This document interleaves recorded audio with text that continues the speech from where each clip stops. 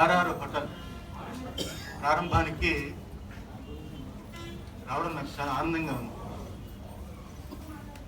ఈ బొగ్గు శ్రీను నాకు చిన్నప్పటి నుంచి శిష్యుడు, నేనంటే ప్రాణం. దానివల్ల ఈరోజు నా చేత ప్రారంభించబడాలి అంటే ఆ కోరిక మేరకు ఈ రెస్టారెంట్, ఈ ఆర్ఆర్ రెస్టారెంట్ ఓపెనింగ్కి మేము వచ్చి ఉన్నాము. అయితే ఇక్కడ నేను చిన్న చెప్పదలుచుకున్నాను. నిన్న సుప్రీంకోర్టు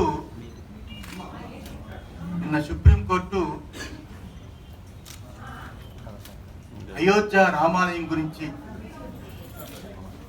చాలా మంచి నిర్ణయాన్ని ప్రకటించింది. అయోధ్య రామాలయం కోర్టుల ద్వారా కాకుండా ఇరుపక్షాల వారిని కూర్చోబెట్టి వారి ద్వారా పరిష్కారానికి శ్రీకారం చుడితే బాగుంటుందని చెప్పింది. ఇది చాలా ఆమోదయోగ్యం. ఎందువల్లంటే ఒకప్పుడు ఈ రకంగానే కోర్టులు ఎక్కకుండా అయోధ్య రామాలయం గురించి చాలా సార్లు ఇరుపక్షాల వారు కూర్చున్నారు. కానీ అప్పుడున్న కాంగ్రెస్ గవర్నమెంట్ ఇలాంటివి ఒక కుట్రపూరితమైన రాజకీయాలు కలిగి ఉండడం చేత ఆ పరిష్కారానికి సరైన నిర్ణయానికి ప్రభుత్వం ముందుకు రాలేదు. అయితే ఇప్పుడు కోర్టు ఇలా నిర్ణయించడం, ఆ పరిష్కారం ఇప్పుడు జరగాలని కోరుకోవడం, దానికి సంబంధించి ఈ కేసు నా ఆధ్వర్యంలో జరిగింది. ఋషికేశ్ చాతుర్మాసం చేస్తున్నప్పుడు క్రిందటి సంవత్సరం నా శిష్యుడు, విశాఖ శ్రీ శారదాపీఠం శిష్యుడు సుబ్రహ్మణ్య స్వామి నా దగ్గరికి వచ్చి ఇదంతా చర్చించారు.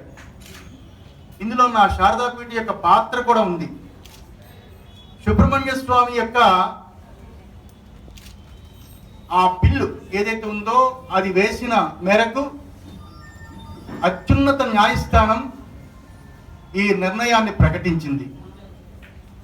అయితే న్యాయస్థానం మరొకటి కూడా చెప్పింది.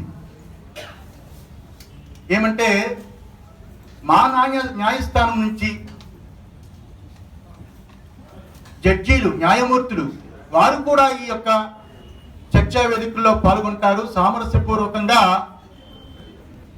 ఇది పరిష్కారం అయితే బాగుంటుందని చెప్పారు. అందువల్ల న్యాయమూర్తులు ఉంటారు, అలాగే ప్రభుత్వం తరపున ఉంటారు. దీనికి నాకు బాగా నచ్చింది ఏమిటి అంటే, ఈ భారతదేశానికి ఒక వెలుగు తేవాలని కోరిక ఉన్నవాడు, ఒకప్పుడు అవినీతితో కుట్రలతో హిందూ మతాన్ని నాశనం చేయడానికి ప్రయత్నం చేసే ప్రభుత్వాలు కుప్పకూలడానికి ప్రజలు ఏకపక్షంతో మోడీకి ఓటు వేసి ఈ భారతదేశానికి ఒక వెలుగు రప్పించారు. అలాంటి మోడీ ఉత్తరప్రదేశ్ ఒక అద్భుతమైన నిర్ణయాన్ని తీసుకున్నారు. ఒక మహనీయుడు, సర్వసంగ పరిత్యాగి, గోరఖపూర్లో ఉన్న మఠానికి పీఠాధిపతిగా ఉంటూ ఎనలేని సమాజానికి సేవ చేసిన యోగి ఆదిత్యనాథ్ ముఖ్యమంత్రిగా చేసి ఈ భారతదేశానికి ఒక మహనీయుడు వల్ల ఉపయోగం ఏమిటి, దేశానికి ఏ రకంగా సేవలు అందిస్తాడు అని చూపించడానికి మోడీ చాలా అద్భుతమైన నిర్ణయం తీసుకున్నారు. ఇది ఎందుకు ఇప్పుడు చెబుతున్నాను అంటే, అదృష్టవశాత్తు అత్యున్నతమైన న్యాయస్థానం అయోధ్య రామాలయం గురించి ఈ రకంగా ప్రకటించడం, ప్రభుత్వం ఒక సర్వమానవాళి బాగుండాలి, సర్వే జనా సుఖినో భవంతు అని కోరుకునే ఒక సర్వసంగ పరిత్యాగి యోగి ఆదిత్యనాథ్ ముఖ్యమంత్రిగా కావడం, ఏ మతానికి ఏ వ్యక్తికి అన్యాయం జరగకూడదని ఉద్దేశం ఉన్న యోగి ఆదిత్యనాథ్ ఆయన ఆధ్వర్యంలో అయోధ్య విషయం పరిపూర్ణంగా పరిష్కారం అవుతుందని మనసారా నేనైతే అనుకుంటున్నా. డెఫినెట్గా అవుతుంది. అలాగే యోగి ఆదిత్యనాథ్ ఒక నిర్ణయం తీసుకున్నాడు.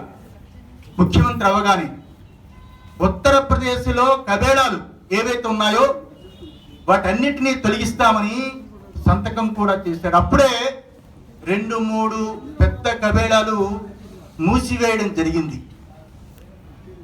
ఇది భారతదేశం ఉన్న ముఖ్యమంత్రులందరికీ ఆదర్శం కావాలి. ముఖ్యంగా మన తెలుగునాట 2 రాష్ట్రాలు, అటు తెలంగాణ కేసీఆర్ కావచ్చు, ఇటు ఆంధ్రప్రదేశ్ చంద్రబాబు నాయుడు కావచ్చు, ఓట్ల కోసం గెలుపు కోసం మైనారిటీ మతాల యొక్క చూపు కోసం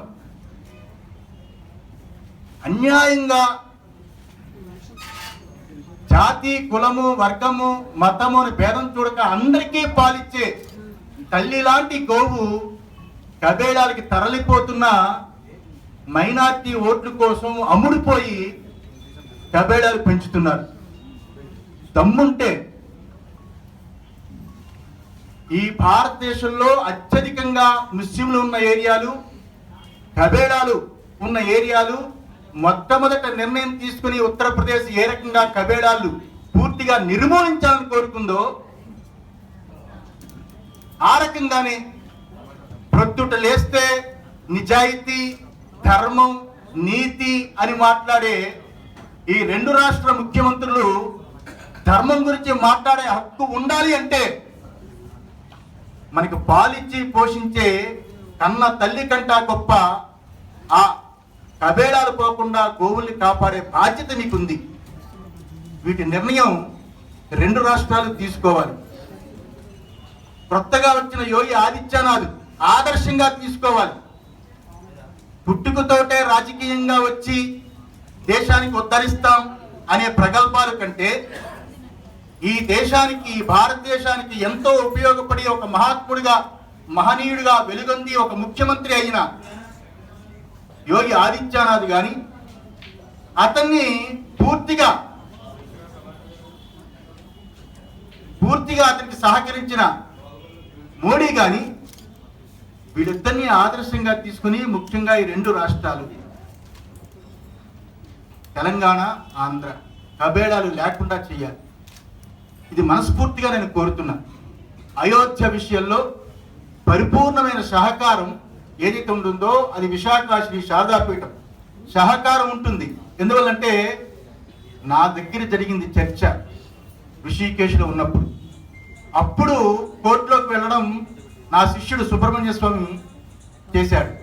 అందువల్ల ఇది తప్పకుండా పరిష్కారం అవుతుంది. భారతదేశానికి శ్రీరామచంద్రుడి యొక్క దేవాలయం నిర్మాణం పూర్తి అవుతుంది. రామరాజ్యంగా ఈ మోడీ ప్రభుత్వంలో ఒక రామరాజ్యంగా భారతదేశం మారుతుందని నేనైతే మనసారా నమ్ముతున్నాను.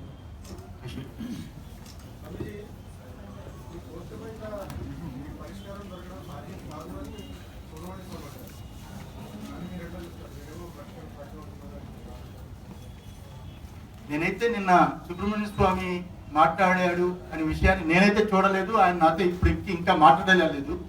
అయితే సుబ్రహ్మణ్య స్వామి సంగతి నాకు బాగా తెలుసు. గురువులన్నా, శంకరాచార్యులన్నా చాలా అభిమానిస్తుడు. అందులో నేనంటే ప్రాణం. అందులో ఆయనతో మాట్లాడతా ఇది చాలా మంచి పరిణామం. అంటే సుబ్రహ్మణ్య స్వామి ఉద్దేశం అంటే ఇది వరకు ఫెయిల్యూర్ అయ్యాయి కదా ఇలా చర్చలు. అంటే అప్పుడు ఒక కుట్ర జరిగింది. అప్పుడు ప్రభుత్వాలు కుట్ర చేసాయి, అందువల్ల ఫెయిల్యూర్ అయింది. ఇప్పుడు పరిష్కారానికి మంచి ప్రభుత్వాలు ఉన్నాయి, అందువల్ల తప్పకుండా నెరవేరుతుంది.